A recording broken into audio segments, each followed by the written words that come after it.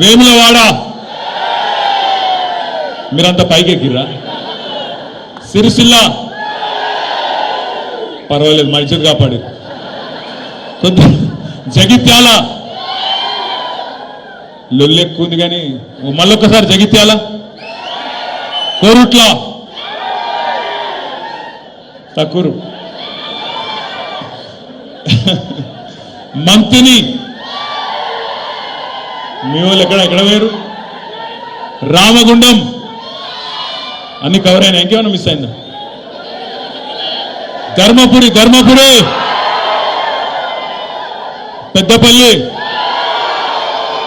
ఇక ఎత్తిన వాళ్ళే మళ్ళీ ఎత్తిన ఆగం చేస్తారు కానీ కూర్చోరు. ఇక రైట్, అర్థమైంది, నాకు కథ అర్థమైపోయింది.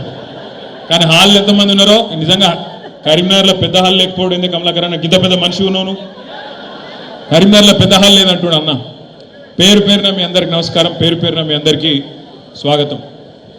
ఈరోజు కేవలం నిజంగా అనుకున్నది ఏంటంటే, మొన్న అసెంబ్లీలో కమలాకర్ అన్న అన్నాడు, అన్న ఏ పని మొదలుపెట్టినా కరీంనగర్కి వెళ్ళి మొదలు పెడితే సూపర్ హిట్ అవుతుంది, మన ఉమ్మడి కరీంనగర్ జిల్లాకి వెళ్ళి మొదలు పెడదాం, కార్యకర్తల సమావేశాలు, ముఖ్య నాయకుల సమావేశాలు అనుకున్నాం.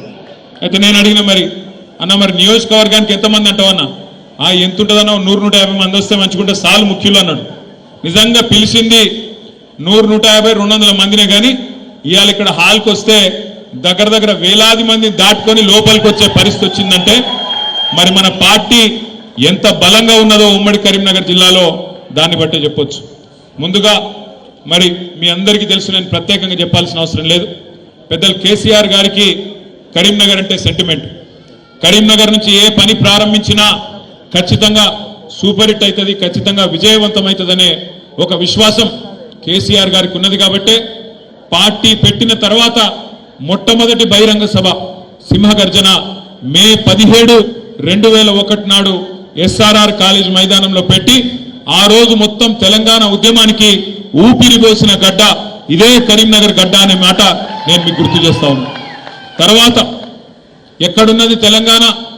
లేనే లేదు. రాజశేఖర్ రెడ్డి గారి ప్రభుత్వం వచ్చిన తర్వాత ఆయన సంక్షేమ బాటలో తెలంగాణ వాదం కొట్టుకపోయింది అని చెప్పి ఆనాటి అప్పటి పిసిసి అధ్యక్షుడు పిచ్చి ప్రేలాపనలు చేస్తే దానికి స్పందిస్తూ కేసీఆర్ గారు తన కరీంనగర్ పార్లమెంట్ సభ్యత్వానికి రాజీనామా చేసి మీ దగ్గరికి వస్తే మీ బిడ్డను 2 లక్షల ఓట్లతో గెలిపించి మొత్తం దేశానికి కరీంనగర్ దమ్మేందో, తెలంగాణ దమ్మేందో చూపెట్టిన గడ్డ కరీంనగర్. అదే విధంగా సందర్భం ఏదైనా, పరీక్ష ఏదైనా, అన్యాయం ఎప్పుడు జరిగినా, ఎలాంటి అణిచివేత జరిగినా, ఎలాంటి వివక్ష మన పట్ల ఉన్న ప్రతి సందర్భంలో తిరుగుబాటు జెండాను ఎగురవేసి అగ్రభాగాన నిలబడ్డ గడ్డ, పోరాటాల పురిటి గడ్డ కరీంనగర్. కాబట్టి ఇక్కడికి వచ్చి నేను మీకు ఎక్కువ తక్కువ చెప్తే తాతకు దగ్గులు నేర్పినట్టు అవుతుంది. ఎక్కువ చెప్పా, కానీ కొన్ని విషయాలు మాత్రం మనం గుర్తు చేసుకోవాలి. ఇవాళ ఒక ఉత్కృష్టమైన సందర్భం.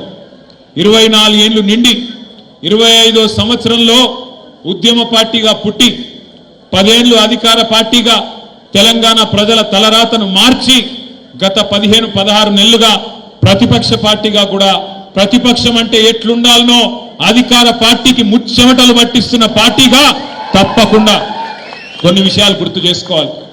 మన పార్టీ నిజంగా ఒక ప్రత్యేకమైన పార్టీ. ఎందుకంటారా? ఈ దేశంలో ఎన్నో రాజకీయ పార్టీలు పుట్టినాయి, ఎన్నో మాయమైపోయినాయి. కానీ మన పార్టీ పుట్టుకనే ప్రత్యేకం. మన పార్టీ పుట్టింది ఒకే ఒక్క లక్ష్యంతో.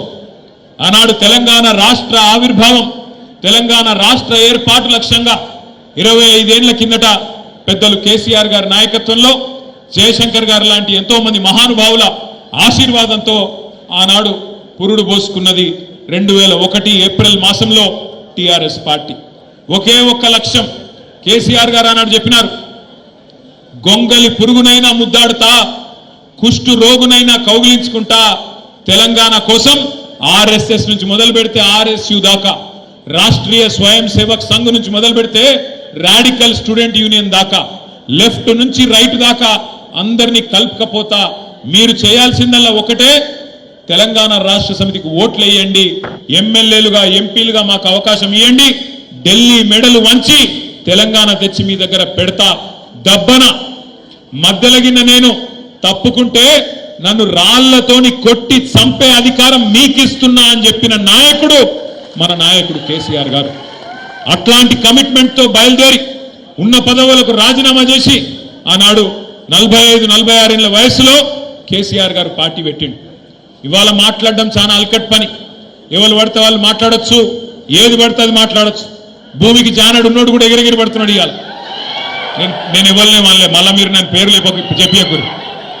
భూమికి జాననున్నోడు 3 ఫీట్లు ఉన్నోడు కేసీఆర్ ఏం చేసిండు, కేసీఆర్ ఎవరు అని మాట్లాడేటోళ్ళు కూడా ఉన్నారు. ఇవాళ ఆ రోజు తెలంగాణ కనీసం ఎట్లుంటుందో తెలియదు, ఆకారం ఏందో తెలియదు, ఇక్కడ ఏముందో తెలియదు, యాడ ఏ నది ఉందో తెలియదు. అట్లాంటి వాళ్ళు కూడా ఇవాళ మాట్లాడుతూ ఉన్నారు, ఎగిరెగిరి పడుతున్నారు. అప్పుడప్పుడు కాలం మనది కాదైనప్పుడు, కాలం మనది కానప్పుడు వానపాములు కూడా నాగుపాములు లెక్క బుసగొడుతుంటే చూడాలి. అప్పుడప్పుడు గ్రామ సింహాలు కూడా సింహాల లెక్క గర్జిస్తుంటే మన కర్మ చూడాలి. గ్రామసింహం అంటే ఎరికేనా మీకు? ఏంటిది? మీరు కరెక్ట్గా డిసైడ్ చేసుకోరు భయ్. కుక్కనా నక్కనా ఏదో డిసైడ్ చేసుకోరు మీరు. మొన్న అసెంబ్లీలోనేమో మీరు హరీష్ నక్క కథ చెప్పి విన్నారా? ఇన్లే. నేను చెప్తా ఇక మళ్ళీ ఒక్కసారి ఆ కథ విన్నారా? నేను ఒక్కసారి చెప్తాను, విననోళ్ళ కోసం చెప్తా. వెనకటికి ఒక నక్కుండేనట, ముసలి నక్క. ముక్కుకుంటా మూలుక్కుంటా అటు ఇటు తిరుగుతుండేట.